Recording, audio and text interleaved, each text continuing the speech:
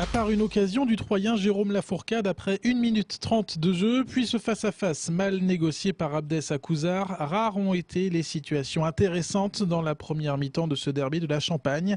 Les joueurs de Patrick Remy ont eu bien du mal à bousculer le bloc rémois. Il y a eu une première mi-temps où on n'était pas bien en place parce que Reims nous a un petit peu surpris par son organisation et on s'est difficilement adapté, mais bon, on s'en sort, on se crée quand même des occasions. Reims n'en a pas eu en première mi-temps.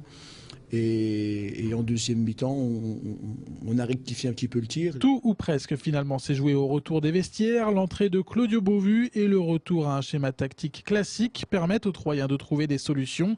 Les Bleus et Alan Mermillot se font tout de même surprendre par la reprise soudaine de Cédric Fauré. 1-0 pour Reims. L'avantage ne tient que quelques instants.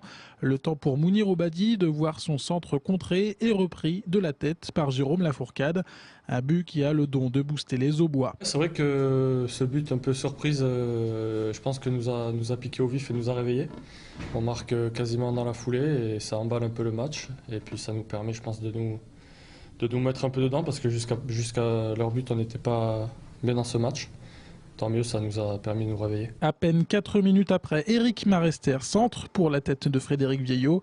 Un défenseur dévie dans son propre but. 2-1 pour les Stacks. Les Troyens mènent au score mais doivent jouer la dernière demi-heure à 10 contre 11 après l'expulsion directe de Vincent Carlier. La fin de match est typique de Coupe de France. Reims menait et campe dans la moitié de terrain troyenne. Les coéquipiers de Gaël Sens défendent et jouent habilement en contre. Ne manque que la finition pour mener 3-1, mais l'important n'est pas là. Les Stacks est qualifié. C'est des matchs de coupe, c'est le match typique de coupe qui se passe au 6e tour régional alors que ça aurait pu être au 16e de finale pour les deux équipes. Les 16e de finale, les Stacks n'y est encore pas. Le club troyen connaîtra son adversaire du 7e tour, peut-être une équipe de Ligue 2, jeudi à Paris.